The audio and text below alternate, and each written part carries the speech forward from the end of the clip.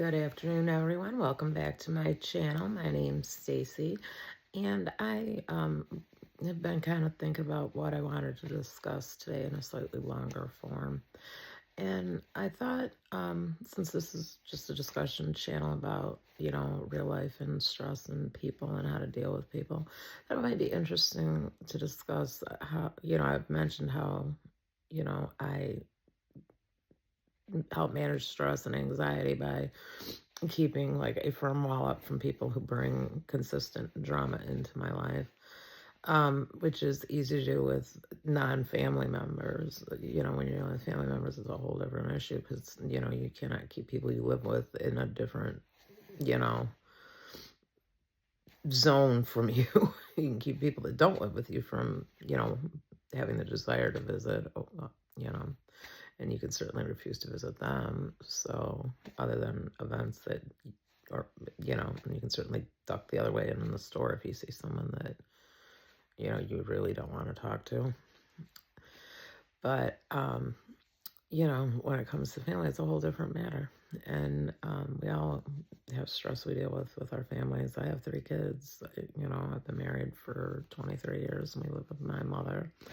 And prior to the death of my father, we lived with both my parents because my father had some major health problems toward the end of his life, in addition to the congestive heart failure that made a knee replacement impossible. So, he would fall, and I needed either my husband or my son to get him up off the floor because my mother would end up having to call an ambulance. So we were filing bankruptcy at the same time. My health was horrendous. That was in that span where I was bedridden, so I certainly wasn't able to work. I mean, I wasn't able to shower most days. I mean, a good day was being able to get to the bathroom without, praying for death every step. I mean, when I talk about excruciating pain, where I felt like someone had a cattle prod stuck in my hip and did not remove it for over a decade. It's certainly not gone. It's just I'm on much better pain management. So, you know, that's so when you start dealing with income loss, chronic illness, you know, chemical dependency, you start dealing with a whole mix of issues that start to arise. And then add an extended family situation where you're, living, much the way my parents grew up in the 40s during the Depression, where you lived with your extended family, whether it was aunt and uncle or, grandparents, or you had your aunt and uncle living with you at your grandparents. I mean, I know my great grandmother at one point, my grandfather was in World War II, so my grandmother was pregnant when he left. So her and my mother were there at my great grandmother's for the 4 years he was at war. Her brother, who was never married, who lived in that house, he was also drafted, so he spent 5 years in the war. But then one of my aunts, her dad, who was, I think, like an electrician, he couldn't get work. They ended up losing either the house they were renting or the house they owned. They ended up back at my great grandparents. So it was another of her daughters bringing home a husband and child. So, and one of my grandma's other sisters, one of my mom's other aunts, her husband owned a bar, and they did have money. They owned a bar and restaurant before I-75 was put through in Delray, which was the Hungarian section. I don't know if you're familiar with Detroit, but Hamtramck is a very well-known, historically Polish community within Detroit, although because it shares like 2 blocks with East Point, it's its own city, but it's right on it's basically completely surrounded by Detroit, except for the 2 blocks that it shares with East Point. Delray was much the same way. It was in Southwest Detroit, and it was a Hungarian community, and you really didn't need to speak English. My great-grandparents understood it, didn't speak much of it. My great-grandfather worked at Ford's as a janitor, and they lived and worked and went to church in their own community. I mean, when I was a child growing up in the 80s, we belonged to the Hungarian Reformed Church, and we still had services, multiple services a day or on Sunday. I believe they still had two, an early morning and a later morning, like, like a 7 a.m. and like an 11 Hungarian service. And then they had the English service. And I mean, we had a huge Sunday school. Sadly, I think because people get married, move away, and not many people that are not Hungarian and not Reformed join, the church. So the building's still there. It's beautiful. I was married there. My parents were the second wedding in that church, and they were the longest married couple to be married at that location. The couple that got married before them ended up divorcing after like 25, 30 years. So my parents were married from 65 till 2020. So, a little bit of time. But yeah, we lost my dad during the pandemic. My mom's health took a turn, and, income got tight. And then I was working and rebuilding my credit, and things were great. And then, the last 6 or 7 months, we lost air conditioning at work. So we were all, like, it wasn't just me, all the groomers were off. We couldn't, and it was over 90 degrees in the building. It was well over 100, I guess, a couple days. We couldn't work, but we couldn't have dogs in there if it's over 80. So we ended up having to close, and I was talking to the 7-Eleven on my corner because they saw me going to work every day, and they're like, "Are you not working?" And I'm like, "Our air conditioning's out. I need a job." They're like, "Oh, really? We're hiring." I was like, "Really?" And she's like, "If you're serious, I'll text you a link, apply, and I'll interview you. Like, go home, apply, and come back, and I'll interview you as soon as I get it." So I applied, and then she texted me like 45 minutes later. She's like, "I just got it through the system. Come on up." So I was hired like that day, and I loved that job. But there was a verbal assault that took place by a coworker, a male coworker that was much larger than me, and my husband and my sons were like, "Nope." Because I was working afternoons, and I was hired to work days part-time, and then they moved me to full-time, and then 3 people that worked afternoons and midnights quit. So they temporarily it was kind of supposed to be split shifts, some days, some afternoons, and then one of the girls who was also working afternoons got very sick because she was working 2 jobs and like working 80 some hours a week, and I think she just collapsed from exhaustion because I just saw her. And she's back working a bazillion hours a week. She's a hockey mom, so her son just graduated and won the state championship as the goalie, and he was in net for the final game. So, that was exciting for her. She showed me the last like 20 seconds with the clock running down, and like, and they like throw their gloves and all, jump together. It's really exciting, and I see, I'm not cut to be a goalie mom. I could do it now at this age, but when I was younger, I would have been banned from the rink for getting in a fight for punching someone in the throat. Because you get criticized by your own team, you get criticized, you know what I mean? It's a position that I don't envy for parents. And it's extremely expensive because goalies need double sets of pads. They need goalie pads, and they need pads for when they're just skating and working out. They need both sets of skates. They need goalie skates, which are more flat, and then they need the regular hockey skates that have the curve. Most schools don't have the money to try to, and even like youth hockey programs. I know Trenton, where Xavier, where Noah and Gabby played at Allen Park. Xavier he started at Grosedale, and then he spent the rest of his time at Trenton. They are trying, and they have been amazing with fundraising. They have a really good girls program now. And they've got, one of their big things that they were working towards is having 2 sets of goalie pads for every age group, because they have at least 2 teams for every age group. So if Yeah, I mean, what if you break your pads in a game or what, like, I mean, there is nothing and it's so expensive. I mean, hockey's ridiculously expensive just to have a player on the ice. But if you are a goalie parent, and then sticks again, you have to have the regular stick, a backup stick in case it breaks in a game, and then a regular stick for them to play when they're not in their pads, when they're not in goalie gear, because they like to skate out at practice and they a lot of times go to open skating and stuff and skate out. My nephew, who is a college level, he's a collegiate level goalie, he loves to skate out. And my son, who was never a goalie, he loves to, throw on goalie pads and get in.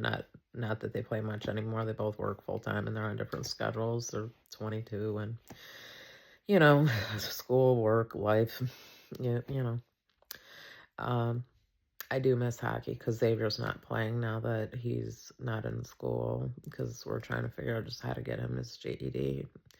The stomach thing. I mean, he's not in school. He woke up and was throwing up this morning because I can hear it through the bathroom floor. It's like, oh, well, he's up. We take him to stomach specialists, and my mom's like, you need to take him back. Well, one of the things they wanted to do is chart what he eats, so if they can figure out if it's a food allergy, like is it lactose intolerance or a gluten intolerance or something. But he has like 8 things that he eats, pizza, tacos, chicken nuggets, if he's allergic to one of those, I don't know what he'll do, really. Although he does like the, oh, what is that brand? Because I like it too, the Impossible.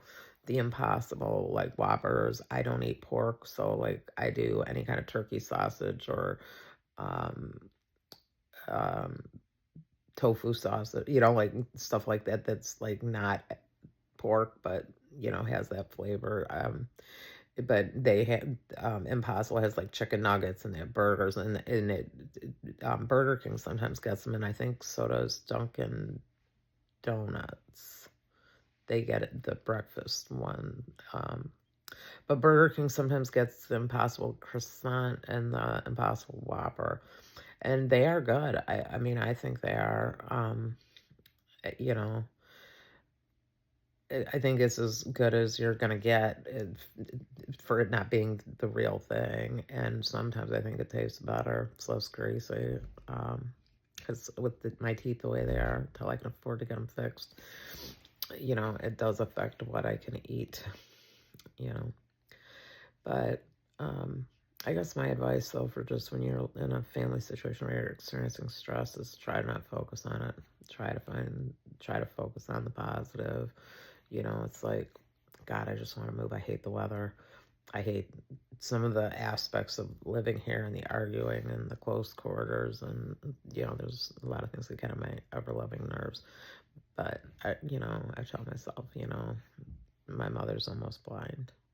She cannot take care of herself the way she could 2 years ago.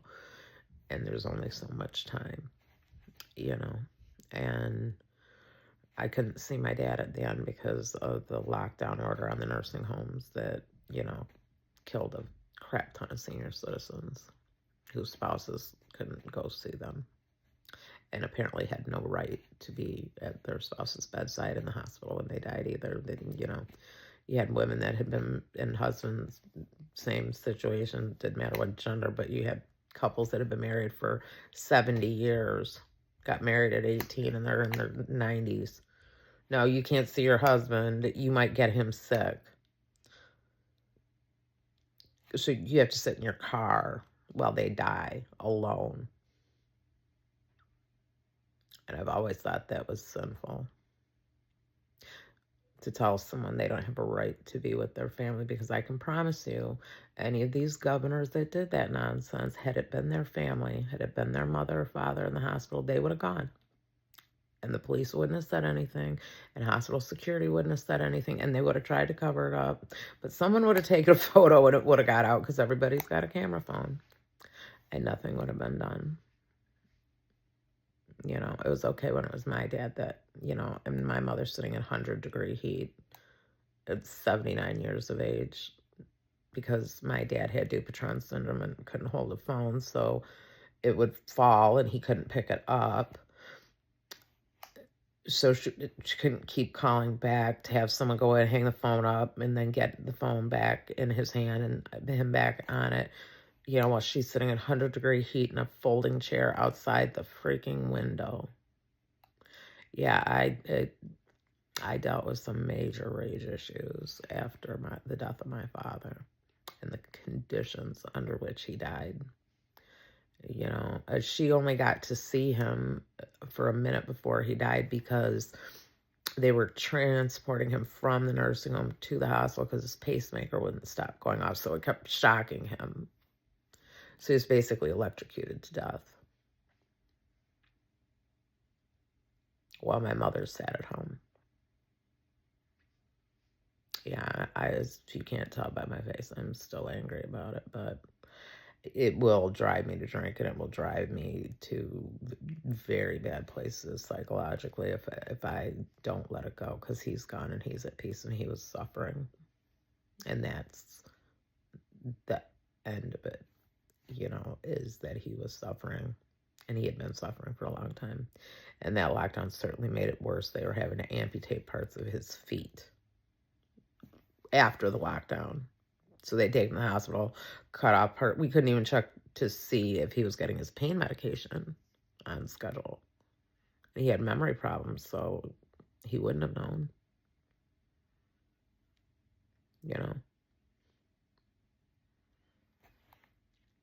But you have to find a way to deal with that kind of anger and that kind of anxiety and that kind of stress, because it is unhealthy to dwell on it. It's unhealthy to, care. And my children don't talk to me about my dad a lot.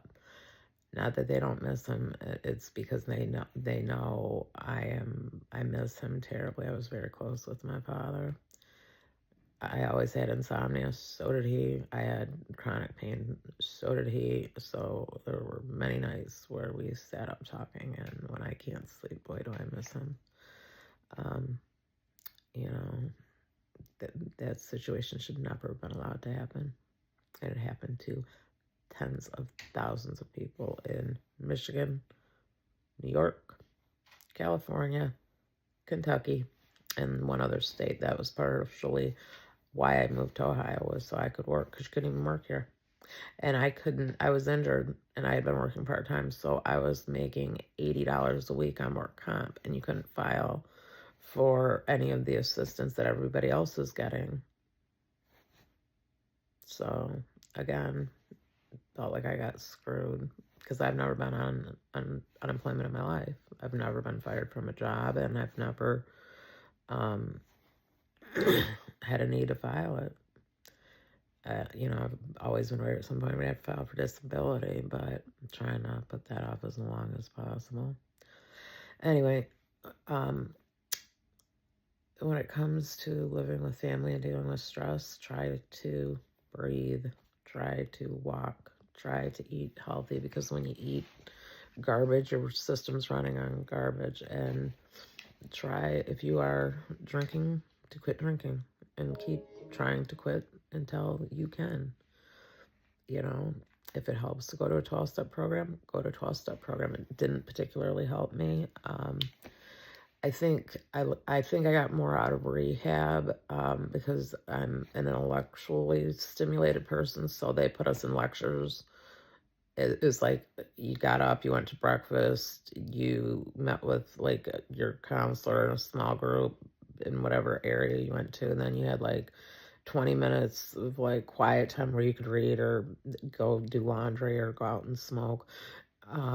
Because you could still smoke on the grounds of the hospital like that. You couldn't smoke in the building, but they had a smoker stuck out back, which was always great because you always knew who was in there and going through alcohol withdrawal, because someone would end up having a seizure out there about a day and a half after they'd arrive. And it's like there was a panic button on the wall. But the doctor that ran it, I believe Eminem went to that rehab. It was my parents were both teachers.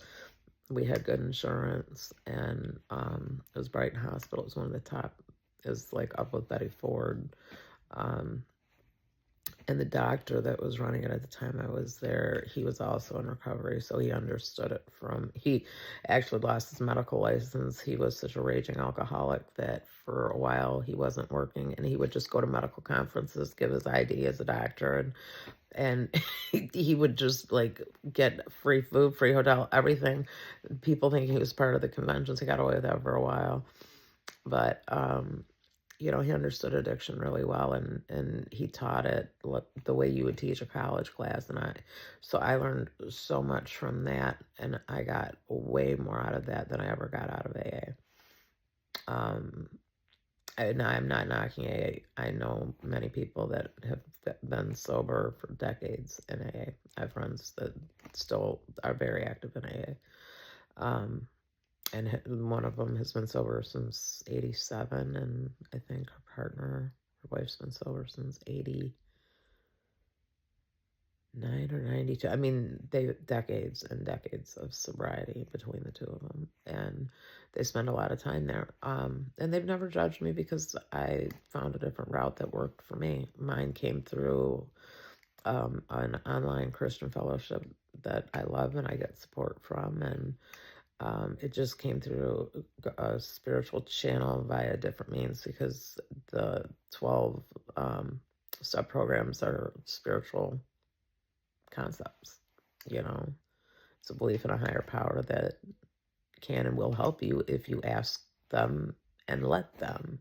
So it's basically an idea of some kind of God that is sympathetic to the human condition, understands it, and it seeks to help.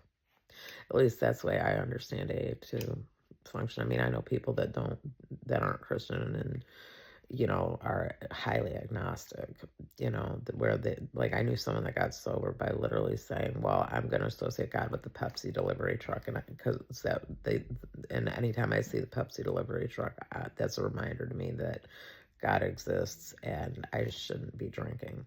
And that worked for that person until they actually had a bigger spiritual awakening. And I heard them talk about it at an open meeting, so it was interesting. And like I said, if it works for people, great. I'm for people improving their lives. Even if you go and you have a bad experience, it gives you insight. Insight into the human behavior and hopefully your own behavior. I think most people are very good at analyzing others. I think as a species, we suck at taking a look at ourselves, honestly. And I think that's what I've done differently since my my mid 40s, since like 44, 45. I'm now 48. I've been a lot more able to apply things that I dislike about others to things that I also dislike about myself, but didn't really know how to get the behavior under control. And some of it is just like, you're not going to act like that, period. Knock it off. Shut your mouth, walk away. And sometimes I have to literally do that in my head, like, shut up, shut it, clamp your mouth shut, and walk away, And, hey, it works. But if you have any tips or suggestions for how you deal with family, how you deal with stress, how you got sober, please feel free to leave me a comment. I always respond, usually pretty quickly. If you haven't had a chance, please subscribe. If you liked the video, leave me a like. If you didn't like it, leave me a dislike. But thank you for your time. I do appreciate you stopping by. It's just Anxiety 23. My name's Stacy. I hope you have a blessed day. Thank you. Bye.